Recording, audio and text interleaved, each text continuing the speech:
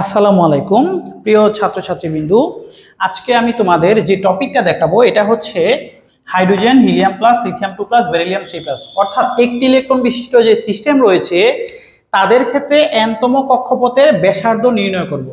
আচ্ছা, এই ব্যাসার্ধ নির্ণয়ের আমরা সিজিএস এককে আমরা যে সূত্রটা জানি, সূত্রটা হচ্ছে আর ইকুয়াল কি হবে n square h square by 4 pi square m Z square. এটা হচ্ছে সিজিএস এককের সূত্র।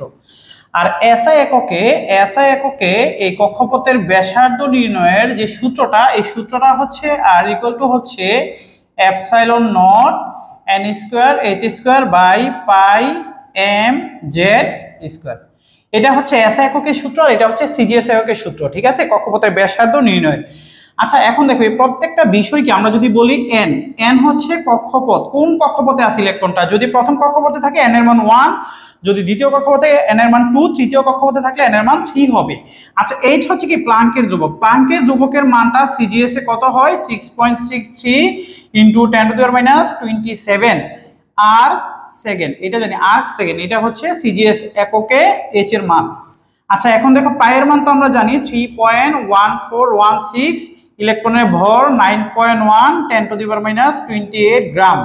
এই সিজিএস এর সি মানে কি সেন্টিমিটার, জি মানে কি গ্রাম, আর এস মানে কি হবে সেকেন্ড, ঠিক আছে। আচ্ছা, এবার দেখো ইলেকট্রনের ভর আর জেড মানে কি পারমাণবিক সংখ্যা। যদি হাইড্রোজেন হয় জেড এর মান কত হবে 1 হবে, হিলিয়াম প্লাস হলে জেড এর মান কত হবে 2 হবে, লিথিয়াম 2 প্লাস হলে জেড এর মান কত হবে 3 হবে, বেরিলিয়াম 3 প্লাস হলে জেড এর মান 4 হবে। আর কি থাকে ইলেকট্রনের চার্জ। ইলেকট্রনের চার্জের মান সিজিএস এককে হচ্ছে 4.8 × 10⁻10 ESU। এই ESU এর ফুল মিনিং কি? ESU এর ফুল মিনিং হচ্ছে electrostatic unit of charge, CHARG, charge. হ্যাঁ, ঠিক আছে, এটা হচ্ছে ESU এর full meaning, electrostatic unit of charge. এবার দেখো এসআই এককে মানগুলো কেমন হবে। এই এপসাইলন নট এটা হচ্ছে এপসাইলন নটটা হচ্ছে শূন্য স্থানের ভেদন যোগ্যতা। এটার মান হচ্ছে 8.854 × 10⁻12। এটা হচ্ছে নিউটন ইনভার্স 1 মিটার ইনভার্স 2। এই হচ্ছে এপসাইলন নট, শূন্য স্থানের ভেদন যোগ্যতার মান 8.854 10⁻12 c² newton inverse 1 metre inverse 2। n মানে কি? n হচ্ছে কক্ষপথের সংখ্যা, কোন কক্ষপথে আছে। h মানে প্লাঙ্কের ধ্রুবক, এটার এসআই একক হচ্ছে 6.63 × 10⁻34 জুল সেকেন্ড, 6.63 × 10⁻34 জুল সেকেন্ড। আচ্ছা, পাইয়ের মান তো আমরা জানি 3.1416। m মানে কি ইলেকট্রনের ভর, এটার মানটা হবে 9.1 10⁻31 কেজি। আচ্ছা, তারপর জেড হচ্ছে পারমাণবিক সংখ্যা। আমরা আগেই বলছি যদি হাইড্রোজেন হয় জেড এর মান 1, হিলিয়াম প্লাস হলে জেড এর মান 2, লিথিয়াম 2 প্লাস হলে 3, বেরিলিয়াম 3 প্লাস হলে 4 হবে। ইলেকট্রনের চার্জ এসআই এককে মানটা কত 1.6 × 10⁻19 কুলম্ব, ঠিক আছে। আচ্ছা, এখন আমরা যদি এই সিজিএস এককে আর এর মান বের করি, এই আর এর মানের এককটা কি হবে? আর এর মানের এককটা হবে এই যে দেখো সিজিএস এর সি মানে কি সেন্টিমিটার, আর এর মানের একক হবে সেন্টিমিটার। আর যদি আমরা এসআই এককে বের করি তখন আর এর মানের এককটা হবে কি মিটার। এই দুটো বিষয় খেয়াল রাখতে হবে, আর এর মানের এককটা এসআই একক হবে মিটার আর সিজিএস হবে সেন্টিমিটার। তোমরা একটু এই বিষয়গুলো উঠাই নাও, কারণ এই বিষয়গুলোর উপরে বেস করেই কি আমরা আর এর মান নির্ণয় করব। এখন শোনো, আমরা আর এর মান সাধারণত সিজিএস এককেই বের করব। আমরা এসআই এককে যে সূত্রটা আমি ডিটেইল দেখাই দিলাম, তোমরা যদি চাও এই এককে বের করতে পারবা। আমি সাধারণত সিজিএস এককেই কি আর এর মান বের করে দেখাবো। এবার আমরা সামনে আগাই, এটা মুছে ফেলি, তোমরা একটু উঠাই নাও।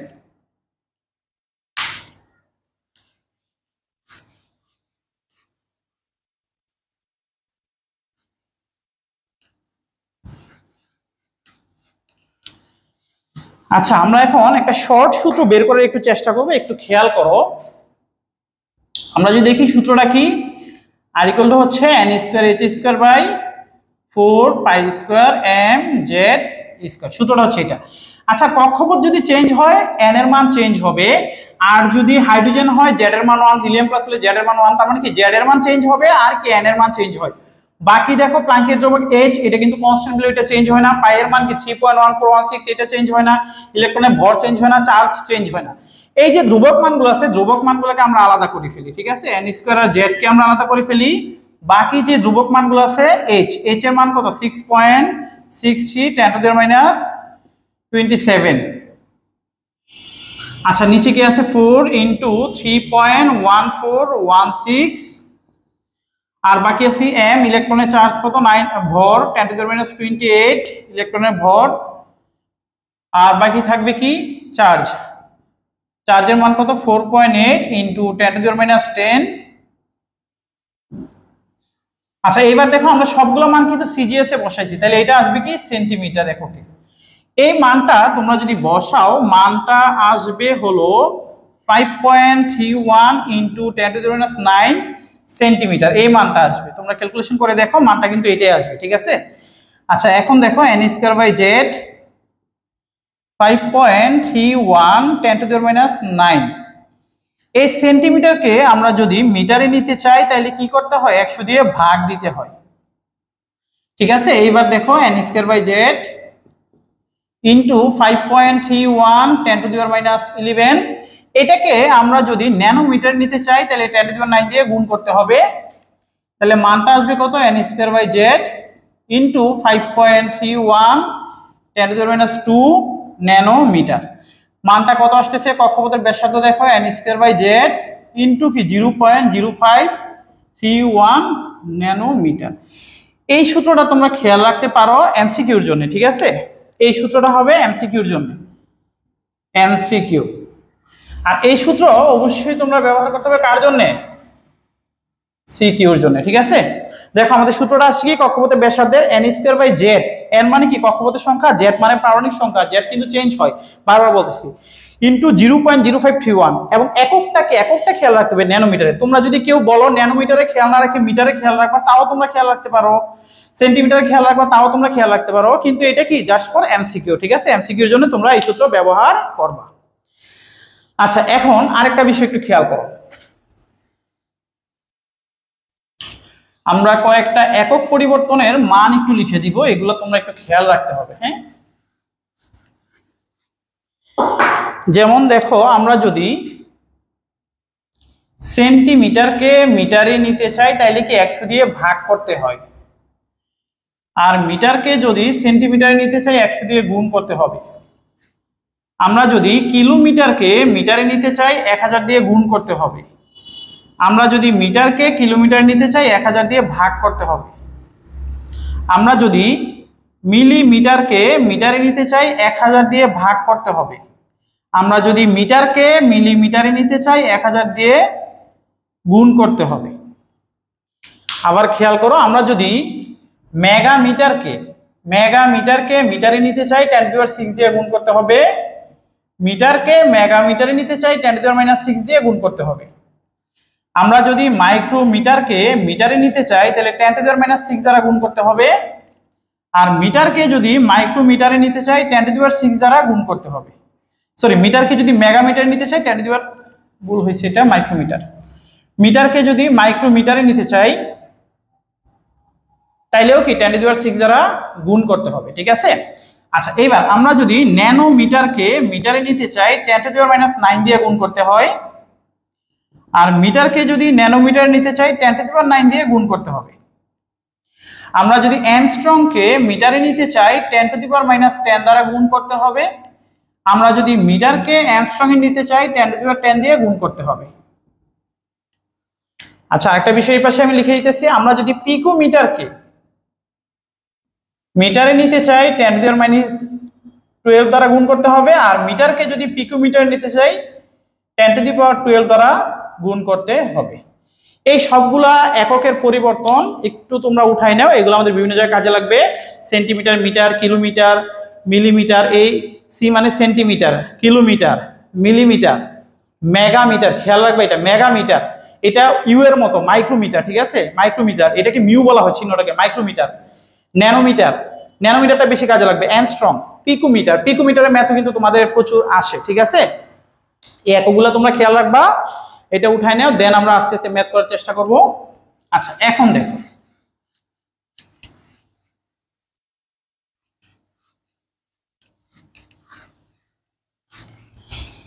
এইবার ধরো তোমার কাছে একটা ম্যাথ জানতে চাইলো যে হাইড্রোজেন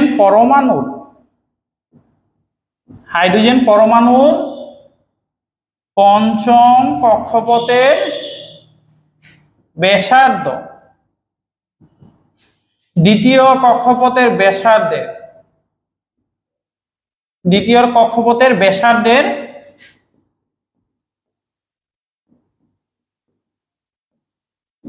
কত গুণ? এই ধরনের ম্যাথ আসলে আমরা ম্যাথগুলো কিভাবে করব, ঠিক আছে? হাইড্রোজেন পরমাণু পঞ্চম কক্ষপথের ব্যাসার্ধ দ্বিতীয় কক্ষপথের ব্যাসার্ধের কত গুণ। আচ্ছা, আমরা প্রথমে দুইটার জন্য একটু ম্যাথটা লিখি। পঞ্চম কক্ষপথের ব্যাসার্ধ R5 ধরি, তাহলে সূত্রটা কি হবে?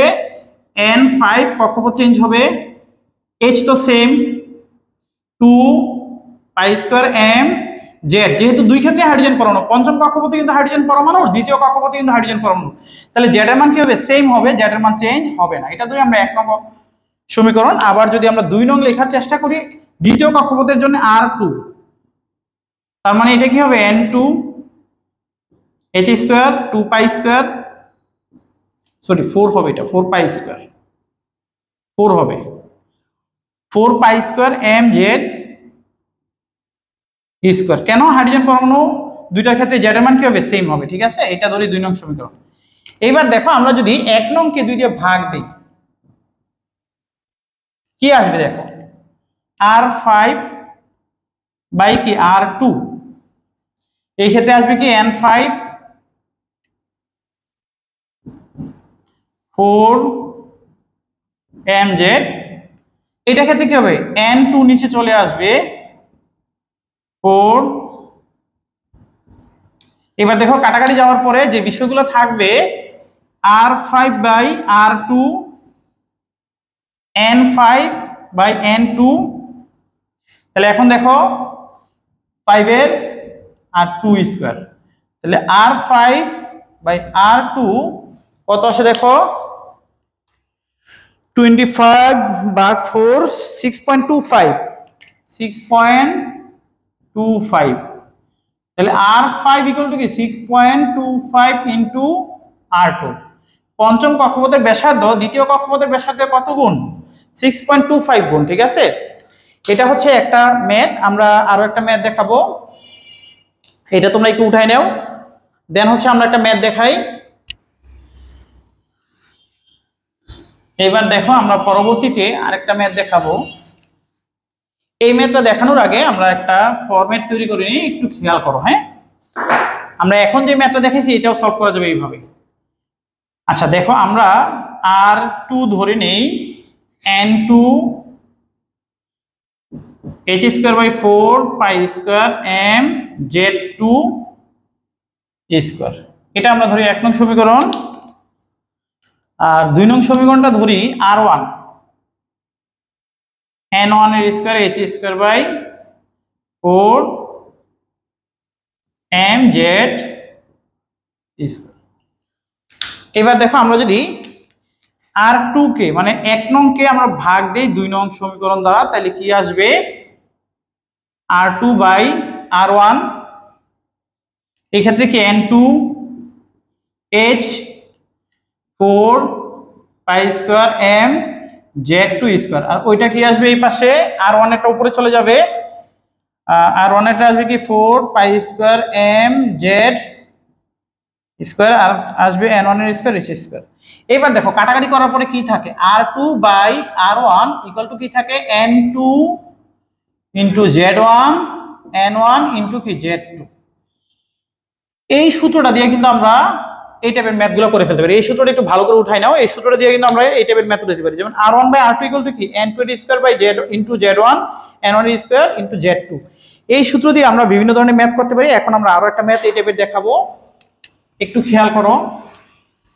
আমাদেরকে একটু আগে যে ম্যাথটা দিয়েছিল যে হাইড্রোজেন পরমাণুর পঞ্চম কক্ষপথ, ওইটার ক্ষেত্রে কিন্তু আমরা এক লাইন এটা দিয়ে করে ফেলতে পারি। R5 বাই R2, একটু আগে যে ম্যাথটা করাইছি এটা আমরা আবার দেখাচ্ছি। ওইটা ছিল কি, এই জায়গা হবে N5 ইনটু কি Z তো ছিল না, দুইটা হাইড্রোজেন পরমাণু, তাই আমরা Z লিখবো না, বাই N2, ঠিক আছে? R5 ইনটু R2 5 এর স্কয়ার ইনটু কি 2 এর স্কয়ার। একটু আগে আমরা যে ম্যাথটা করছি, R5 কি 6.25 ইনটু R5, আর এই জায়গা হবে কি R2। এই ম্যাথটা কিন্তু একটু আগে করছি আমরা, এই সূত্রটা খেয়াল রাখলে কিন্তু অতি সহজেই কি আমরা এই ম্যাথটা করতে পারি। ঠিক আছে, এবার দেখো এটা একটু শর্টে, আরো শর্টে, আগেরটা তো ডিটেল করলাম, আরো শর্টে। এবার দেখো আমরা যদি এরকম একটা ম্যাথ আসে যে বেরিলিয়াম 3+ এর পঞ্চম কক্ষপথের ব্যাসার্ধ লিথিয়াম 2+ এর দ্বিতীয় কক্ষপথের ব্যাসার্ধের কত গুণ। ঠিক আছে, ব্যাসার্ধের কত গুণ, এই টাইপের ম্যাথ যদি আসে। এবার দেখো এই সূত্র কিন্তু আমরা ইজিলি এটা অ্যাপ্লাই করে ফেলতে পারি। হ্যাঁ, বেরিলিয়াম 3+ কে আমরা R2 ধরে নেই, আমাদের সূত্রটা হবে কি R2/R1, R1 ধরে নিব আমরা লিথিয়াম 2+ কে, তাহলে হবে কি N2 এর into Z1, N1 into Z2। দেখো R2 হচ্ছে কি বেরিলিয়াম 3+, আর বেরিলিয়াম 3+ আর R দেই লিথিয়াম 2+। এবার দেখো আমরা মানগুলো বসাই দিই। বেরিলিয়াম 3+ এর কোন পঞ্চম কক্ষপথ, তাহলে কি 5 এর স্কয়ার ইনটু Z1 হচ্ছে কি লিথিয়াম 2+, এটা কি 3, আর N1 হচ্ছে কি লিথিয়াম 2+ এর দ্বিতীয় কক্ষপথ, তার মানে কি 2, আর বেরিলিয়াম 3+ হচ্ছে 2 ধরছি আমরা, তাহলে Z2 কি বেরিলিয়াম 3+ এর 4, চতুর্থ কক্ষপথ। তাহলে এবার বা আর বেরিলিয়াম 3+, এবার এটা ক্যালকুলেশন করে ফেলো, 25 ইনটু কি 3 ভাগ 16, 4.68 ইনটু কি আর বেরিলিয়াম 3+, এই হচ্ছে অ্যান্সার। এই সূত্র অ্যাপ্লাই করে আমরা শর্টে করে ফেললাম। ঠিক আছে, অন্যথায় তোমরা যদি ডিটেল করতে চাও আর একটু শর্টে এই পাশে দেখাই দেই, যদি ডিটেল করতে চাও তাও কোনো সমস্যা নাই। প্রথমে আর বেরিলিয়াম 3+ সূত্র লিখবা n² n2 ধরো n2 square h square 4 pi square m z2², এটাকে ধরবা 1 নং সমীকরণ। দেন আর লিথিয়াম 2+, এটাও লিখো n1 h² 4 pi square m z1², এটা ধরো 2 নং সমীকরণ। দেন একটাকে আরেকটা দিয়ে ভাগ দিয়ে দাও, আর বেরিলিয়াম 3+ আর লিথিয়াম 2+, সেম কাটাকাটি করার পরে কি আসবে, ওই সূত্রই আসবে, n2² h² 4 pi square m z2², এটা কি আসবে উপরে চলে যাবে 4 m z1² n1² h², same format চলে আসছে। n2² সরি z1 তো স্কয়ার হবে, mz² হবে, তাহলে n2² আর z1 থাকবে, আর এই জায়গায় থাকবে n1² ইনটু z2। বাস আগের মতো মান বসাই দাও, সেম ফরম্যাটই চলে আসবে। এটা কি 3 ইনটু 4 বাস, আর বেরিলিয়াম 3+, এগুলো কত আসতো 4.68, আর লিথিয়াম 2+, শেষ। তোমরা এই ফরম্যাটেও করতে পারো, এই ফরম্যাটেও করতে পারো, তোমাদের ইচ্ছা যেইভাবে সহজ মনে হয় ওইভাবে করবা। ঠিক আছে, তার মানে আমরা এই যে এর আগে যে অঙ্কটা করাইছি ওই অঙ্কটার ক্ষেত্রে কি ছিল, দুইটা পরমাণু সেম ছিল, হাইড্রোজেন পরমাণু ছিল, মানে একই পরমাণু ছিল, হাইড্রোজেন পরমাণু দুইটা কক্ষপথের মধ্যে তুলনা, ওই ক্ষেত্রে জেড কি ছিল না, কারণ কি জেড এর মান সেম ছিল। আর এই ক্ষেত্রে দেখো একটা বেরিলিয়াম 3+ আর একটা কি লিথিয়াম 2+, এই ক্ষেত্রে জেড এর মান কি হবে, ভিন্ন ভিন্ন হবে। তোমরা যদি এই সূত্রটা খেয়াল রাখো তাহলে এই টাইপের ম্যাথগুলো তোমরা অতি সহজেই করতে পারবা। ঠিক আছে, অথবা তোমরা ডিটেইলস সূত্র লিখেও করতে পারো, কোনো সমস্যা নেই। এইবার দেখো পরবর্তীতে আমরা আরেকটা ম্যাথ দেখব। তোমাদেরকে যদি বলা হয়, তোমাদেরকে বলা হলো যে হিলিয়াম প্লাসের চতুর্থ কক্ষপথের ব্যাসার্ধ কত, চতুর্থ কক্ষপথের ব্যাসার্ধ কত। এখন যে কোনো এককে চাইলে অনেকগুলো একক চাইতে পারে, metre, nanometre, centimetre, picometre, angstrom, যে কোনো এককে চাক না কেন, এটা কক্ষপথের ব্যাসার্ধের সূত্রটা কি, r equal to n² h²/4 pi square m z²। এবার আমরা লিখতে থাকি চতুর্থ কক্ষপথ, তার মানে 4 এর স্কয়ার 6.63 10 টু দি মাইনাস 27, কারণ আমরা কোন একক করব সিজিএস এ, সূত্র তো সিজিএস এ লিখছি 4 ইনটু 3.1416, ভর 9.1 10 টু দি মাইনাস 28। আচ্ছা ডিয়ার স্টুডেন্ট, একটা জিনিস খেয়াল রাখবা, এই সূত্রটা কিন্তু সিজিএস এ, তাহলে একক সিজিএস এককের মানগুলো লিখতে হবে। তুমি যদি এসআই এককের মানগুলো লিখো তাহলে কিন্তু হবে না। আর এসআই এককের যে সূত্রটা আমি দেখাইছিলাম, ওই এসআই এককের সূত্রের মধ্যেও কি আবার সিজিএস এর মান লিখতে হবে না। এসআই এককের সূত্রের মধ্যে এসআই এককের মান, সিজিএস এর সূত্রের মধ্যে সিজিএস এককের মান হবে। জেড কোন পরমাণু? হিলিয়াম প্লাস, জেড এর মান কত হবে 2, ইলেকট্রনের চার্জের মান কত 4.8 10 টু দি মাইনাস 10, এটার কি হবে স্কয়ার হবে। কোন এককে পাবো আমরা? সেন্টিমিটার এককে পাবো। মানটা আসবে কত দেখো, log -9 ইনটু কত হবে 16, আর ভাগ হবে কত হিলিয়াম প্লাস, তার মানে 2, মানটা আসবে 4.248 into 10 to the power minus 8, এত কি আসবে? সেন্টিমিটার আসবে। এইবার দেখো, আমরা এটাকে যদি মিটারে নিতে চাই 4.28 10 টু দি পাওয়ার মাইনাস 8 100 দিয়ে ভাগ দিতে হবে, তাহলে কত আসবে 4.28 10 to the power minus 10 metre. এবার দেখো মিটারকে আমরা যদি ন্যানোমিটারে নিতে চাই, ইনটু কি 10 টু দি পাওয়ার 9 দিয়ে গুণ, sorry 10 to the power 9 10 to the power minus 9, তাহলে কত আসবে 4.28 10 টু দি মাইনাস 1 ন্যানোমিটার। এই পাশে দেখাচ্ছি বাকিটা, দেখো 4.28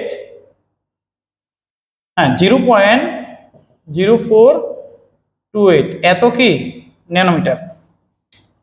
ঠিক আছে, আবার দেখো আমরা মিটারের মানটা আবার লিখি 4.28 into 10 to the minus 10 metre. এটাকে যদি অ্যামস্ট্রং এ নিতে চাই কি করতে হবে, 10 টু দি পাওয়ার 10 দিয়ে গুণ করলে অ্যামস্ট্রং এ যাবে। আমরা যে এককে চাক না কেন সব এককে যেন বের করতে পারি। আবার খেয়াল করো, মিটার এককে আবার মানটা লিখি 4.28, এই মিটারকে 4.28, এটাকে যদি আমি পিকোমিটারে নিতে চাই 10 টু দি পাওয়ার 12 দ্বারা গুণ হবে, পিকোমিটার। ঠিক আছে, 428 পিকোমিটার। তোমরা যে এককে নিতে চাও এইভাবে প্রথমে এটা থেকে বের হয়ে আসবে কি সে সেন্টিমিটারে, তারপরে সেন্টিমিটারকে আমরা কি মিটারে নিয়ে যেতে পারি, আমরা ন্যানোমিটারে নিতে পারি, আমরা অ্যামস্ট্রং এ নিতে পারি, আমরা পিকোমিটারে নিতে পারি। তোমাকে যে এককে বের করতে বলে এইভাবে কি বের করতে পারবা। ঠিক আছে, আচ্ছা এই হচ্ছে কক্ষপথের ব্যাসার্ধ নির্ণয়ের টাইপগুলা। এখন আমরা কয়েকটা বেসিক কথা শিখবো, এটা তোমরা একটু উঠাই নাও, তারপরে আমরা কিছু বেসিক কথা শিখাচ্ছি, একটু খেয়াল করো।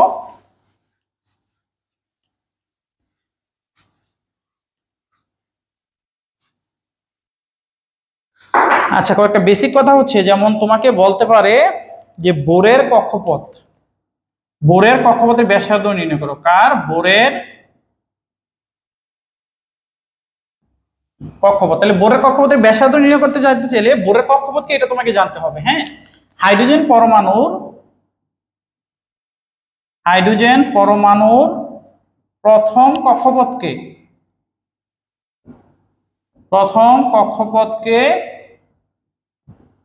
বোরের কক্ষপথ বলে। অথবা তোমার কাছে জানতে চাইতে পারে বোরের দ্বিতীয় কক্ষপথ।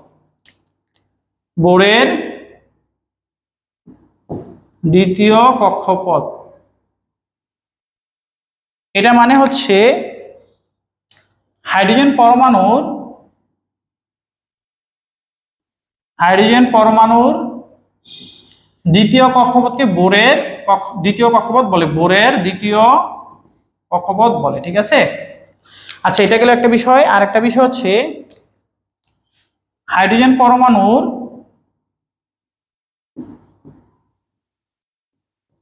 পরমাণুর প্রথম কক্ষপথকে সবচেয়ে স্থিতিশীল কক্ষপথ, সবচেয়ে স্থিতিশীল কক্ষপথ। হাইড্রোজেন পরমাণুর প্রথম কক্ষপথ হচ্ছে কি সবচেয়ে স্থিতিশীল কক্ষপথ। এটা একটা নাম হচ্ছে ground state, GROUND, ground state. Hydrogen পরমাণুর প্রথম কক্ষপথ সবচেয়ে স্থিতিশীল কক্ষপথ, অথবা এটাকে গ্রাউন্ড স্টেটও কি বলা হয়, ঠিক আছে। আচ্ছা, তাইলে তোমাকে যদি বলা হয় হিলিয়াম প্লাসের সবচেয়ে স্থিতিশীল কক্ষপথ কোনটা, হিলিয়াম প্লাসের জন্য সবচেয়ে স্থিতিশীল কক্ষপথ কোনটা, প্রথম কক্ষপথ N=1 যেটা, এটাই কি হিলিয়াম প্লাসের সবচেয়ে স্থিতিশীল কক্ষপথ। লিথিয়াম 2 প্লাসের সবচেয়ে স্থিতিশীল কক্ষপথ কোনটা, প্রথম কক্ষপথই তো সবার কি সবচেয়ে স্থিতিশীল কক্ষপথ, ঠিক আছে। আচ্ছা, এইবার আরেকটা বিষয়, আরেকটু বিষয় আছে, এই বিষয়গুলো জানলে তোমাদের এই টাইপের সব ম্যাথ ক্লিয়ার হয়ে যাবে। এটা একটু উঠাই নিও, কিন্তু এই বিষয়গুলো একটু খেয়াল রাখো, বেসিক বিষয়গুলা।